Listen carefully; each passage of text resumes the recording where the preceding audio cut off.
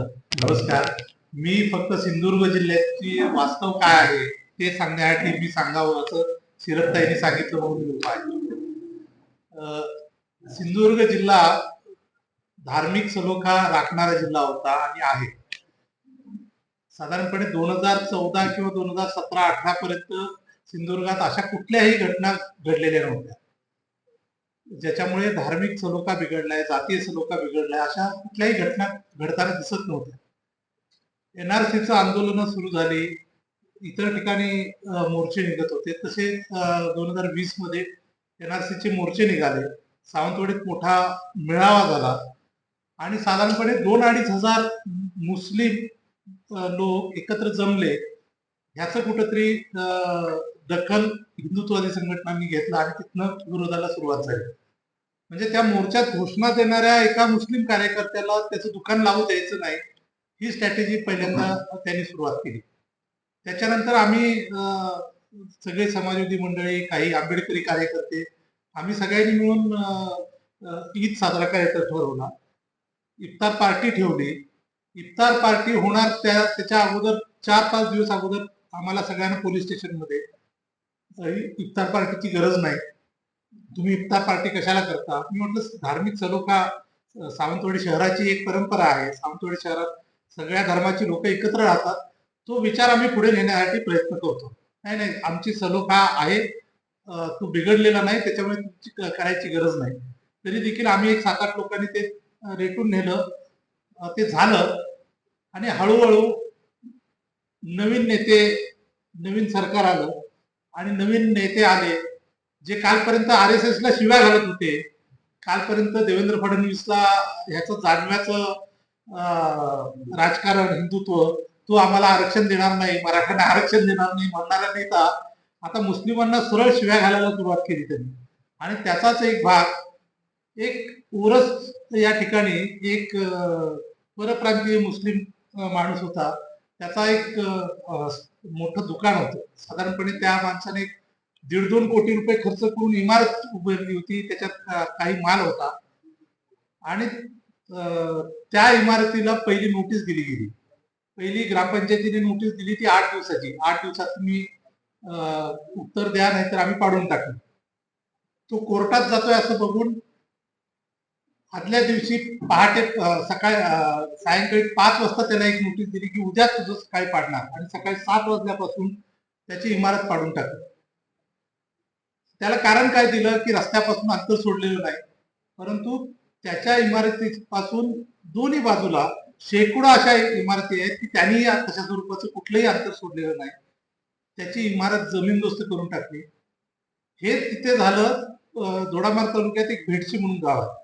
तिथे वाद होता की 2 मुस्लिम व्यक्तींच्या प्लॉटच्या शेजारून एक पायवाट जात होती. पाठी राहणाऱ्या लोकांना ती पायवाट मोठी करायची होती आणि गाड्या जातील अशी वाट पाहिजे होती. त्या मुस्लिम लोकांचं म्हणणं होतं की आम्ही थोडी आणि वाट वाढवून देतो, तुम्हाला गाड्या जाण्यासाठी पाठीमागून दुसरी जागा आहे, नाही आम्हाला इथूनच जागा पाहिजे, असं सांगून त्यांचा विरोध चालू होता. ती लोक ह्यांना दाद देत नाहीत म्हटल्यानंतर जे एका मुस्लिम व्यक्तीने घर बांधलं होतं आणि तो फक्त धार्मिक, आपल्या मुलांना धार्मिक शिक्षण मिळावं, कुराण पठण कसं करावं आणि ह्या गोष्टी कशा कराव्या हे शिकवण्यासाठी मौलाना त्याने आणून ठेवला होता आणि तो शिकवत होता. तर ते शिकवत असताना बजरंग दलाचा मॉब तिथे घुसला. त्यांनी तिथे एक सुरीसारखं एक 3-4 फुटाचं हत्यार तिथे ठेवलं आणि पोलिसांना बोलवून घेतलं की ह्याच्यात हत्यार आहे असं सांगून त्या माणसाला अटक करायला लावली. तो अटकेत असताना त्याची इमारत पाडून टाकली आणि त्याला विरोध करणारी काही लोक आहेत म्हटल्यानंतर त्यांना त्या गावात त्यांनी धंदा लावायचा नाही, कुठलाही धंदा करायला द्यायचा नाही, अशा स्वरूपाचं त्यांनी प्रकार सुरू केले. सिंधुदुर्गात बघितलं तर मुस्लिमांना टार्गेट करण्याचा प्रकार, त्यांची रोजीरोटी आहे ती कशी त्यांच्याकडनं काढून घेता येईल अशा स्वरूपाचे प्रकार सुरू आहेत. आणि त्यातलाच एक भाग असा झाला की बांद्यातला प्रकार तशाच स्वरूपाचा आहे. सावंतवाडीत तशाच स्वरूपाचं एक प्रकरण घडलं आणि त्याच्याही अगोदर एक दोडामार्ग शहरात, म्हणजे अगदी त्यातला काही भाग सांगितलं तुम्हाला आश्चर्य वाटेल की गोव्यामध्ये बकऱ्याचं मटण चांगलं मिळत नाही, कारण तिथे बीफ वगैरे असतं. त्याच्यामुळे गोव्यातली लोक बकऱ्याचं मटण घेण्यासाठी म्हणून बेडशीत गावात येतात. असाच एक गोव्याचा मुस्लिम व्यक्ती आपली गाडी घेऊन बेडशीत आला. तो मटण घेऊन जात असताना जी बॉर्डर चेकपोस्ट आहे तिथे गाडी थांबवली आणि तिथे पोलिसांनी ते अडवली. पोलिसाला वाटलं की कसलं मांस आहे तिथे जरा खात्री करावी. तेवढ्यात तिथे हिंदुत्ववादी लोक आली. पोलीस ती गाडी घेऊन पोलीस स्टेशनला येत असताना त्या ड्रायव्हरला बाहेर काढलं गेलं, त्याला मारलं गेलं.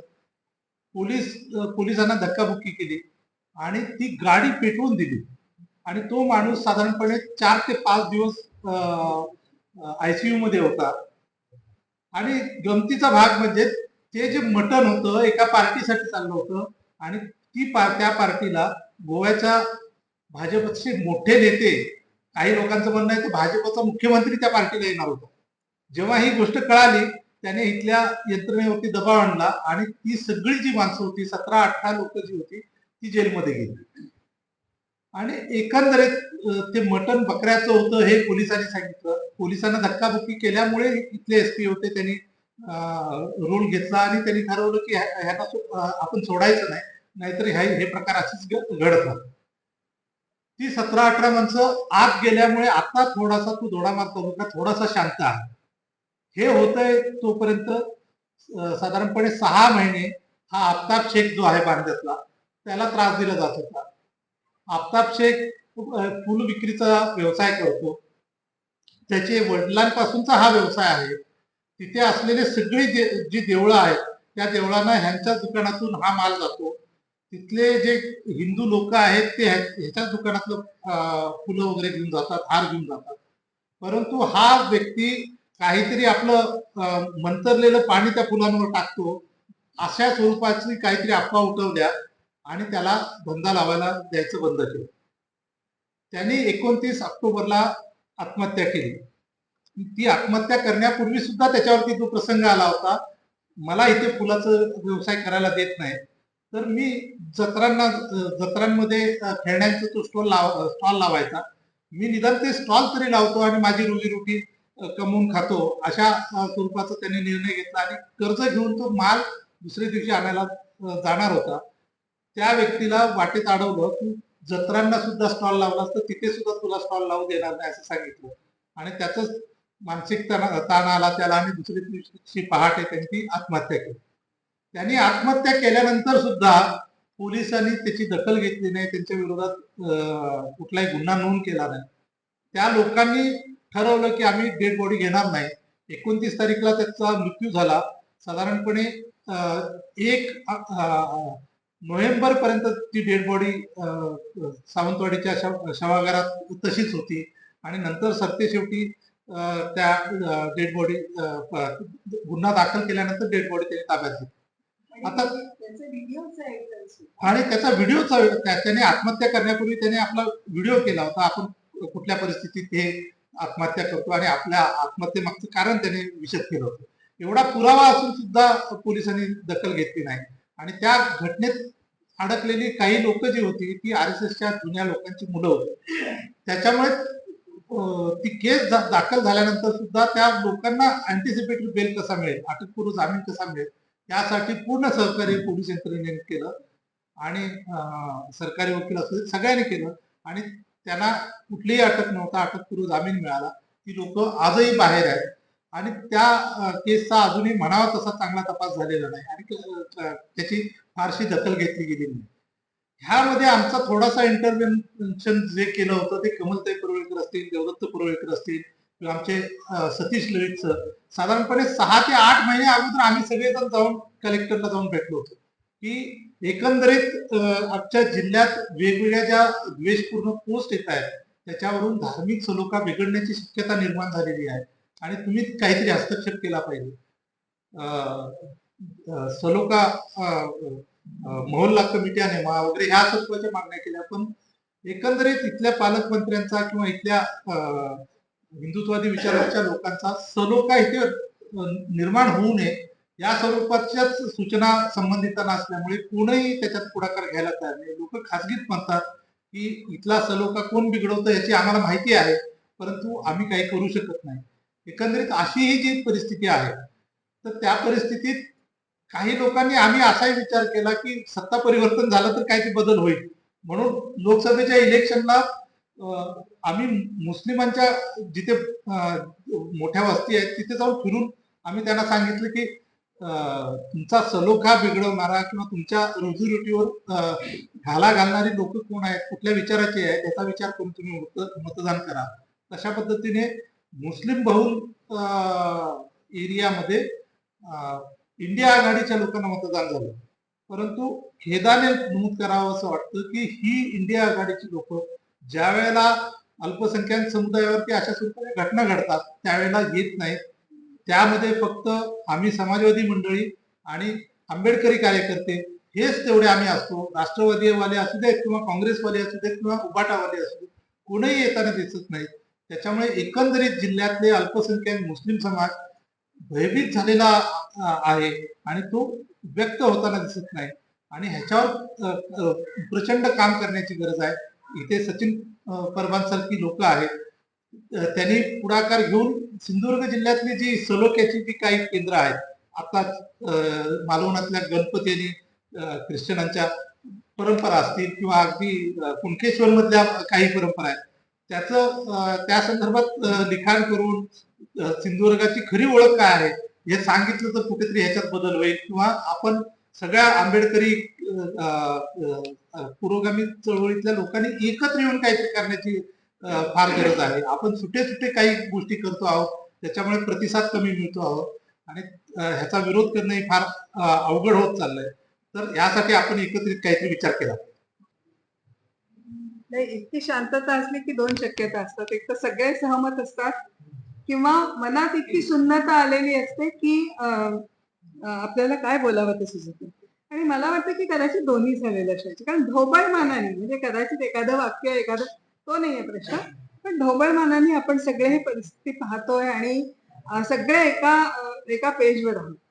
आता खरं तर काय करायचं हाच खरा मुद्दा आहे. आणि ह्यांनी सांगितलं तसं की राजकीय पक्ष पण भूमिका घेतली आणि आपण खरं राजकीय आंदोलनं करणारी मंडळी. म्हणजे आपण तर नेहमीच म्हणतो ना, पक्षात असो किंवा नसो, पण आपली आंदोलनं राजकीय आहे. मला असं वाटतं की आता म्हणजे आता वेळही संपली आहे खरं आपल्या सत्राची, पण संध्याकाळचीही वेळ आहे आणि आम्ही तर ठरवलं की आम्ही इथे राहणारच.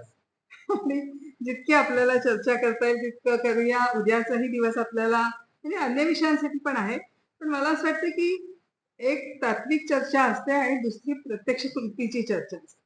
तर आपण जर ह्या निमित्ताने एक देवाणघेवाण केली, NAPM आणि सद्भाव मंच सोडा, ते काय एका ह्याच्यावर आपण केलं पाहिजे असं नाही, पण एकत्र येणं म्हणजे तुम्हाला एक फक्त छोटंसं हे सांगते. अगदी परवा झालेला जो संवादाचा कार्यक्रम होता, सद्भाव संवाद, आम्ही 26 ते 30 जानेवारी ठिकठिकाणी घेतला.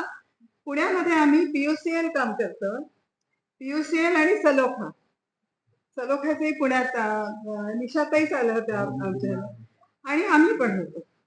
प्रत्येकाने ही आज व्यक्त केली की आपण सगळ्यांनी मिळून काम करण्याला पर्याय नाही.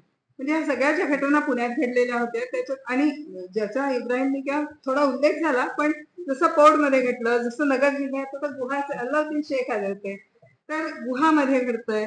प्रत्येक ठिकाणी हे जे आहे व्यवसायाची कोंडी करणं. आणि तर मला असं वाटतं की आपण अशा तऱ्हेचा काही एक मंच आपण निर्माण केला पाहिजे आणि आपली जी समाजवादी ताकद आहे ती आपण उभी केली पाहिजे. ह्या सगळ्या संदर्भात आपल्या सर्वधर्मीय लोकांना एक आश्वासन मिळालं आपल्याकडून पाहिजे, सोबतीची खात्री मिळाली पाहिजे. तर ह्या निमित्ताने आपण उद्यापर्यंत एक चर्चा करून इन्फॉर्मल का होईना आपण अशी सुरुवात करू शकलो तर फार बरं होईल असं मला वाटतं.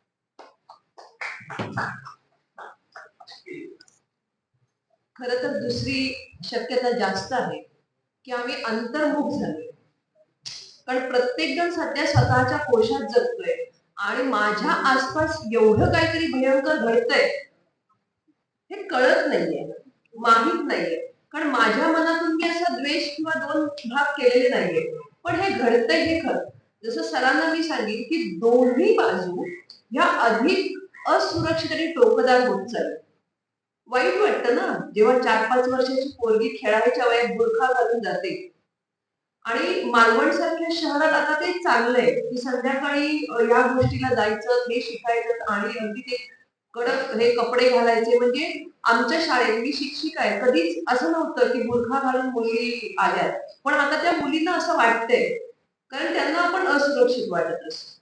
हिंदूंनाही वाटते, म्हणजे दोघांनाही आपण असुरक्षित वाटतोय आणि याच ठिकाणी सद्भावनेची गरज आहे.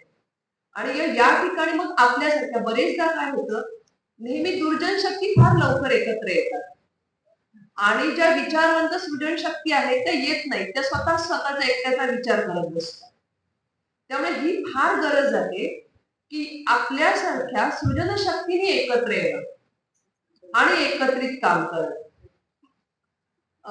आज सगळी सत्र अत्यंत व्यवस्थित पार पाडलेली आहेत. उद्या आपल्याला सकाळी 10 ते 11:30 गांधींना भावलेले तुकोबा हे अत्यंत सुंदर असं सचिन परवांचं व्याख्यान ऐकायला मिळणार आहे.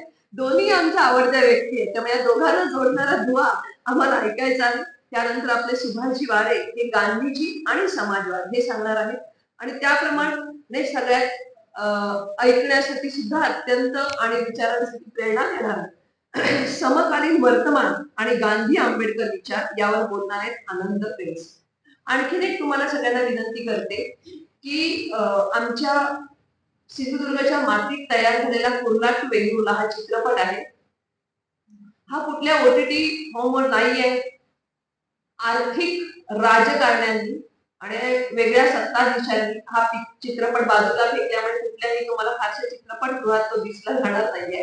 आणि मालवणातील मामा वरेरकरला संध्याकाळी 9:30 वाजता कुर्ला टू वेंगुर्ला या चित्रपटाचा शो ठेवलेला आहे.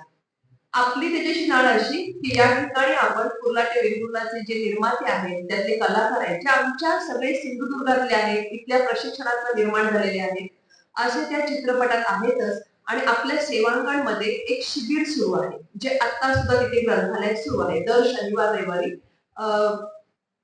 मी कलाकार घडवणारं ते शिबिर नाहीये, कला बीज ओळखणार आणि निर्माण करणार आहे. म्हणजे कोण होऊ शकतो, अगदी आर्ट डायरेक्टर पासून निर्मातापासून तुमच्यातले कलाकार ओळखून तुम्हाला निर्माण करणार असं ते शिबिर आहे. ते सुरू आहे, आजही आहे, उद्याही आहे. तुम्हाला सगळ्यांना विनंती आहे, संध्याकाळच्या वेळात तुम्ही चिवडा बीचवर जालच, समुद्र पाहालच, पण रात्री 9:30 वाजता अगदी चालून जाऊन येऊ शकता किंवा इतरही सोय आहे.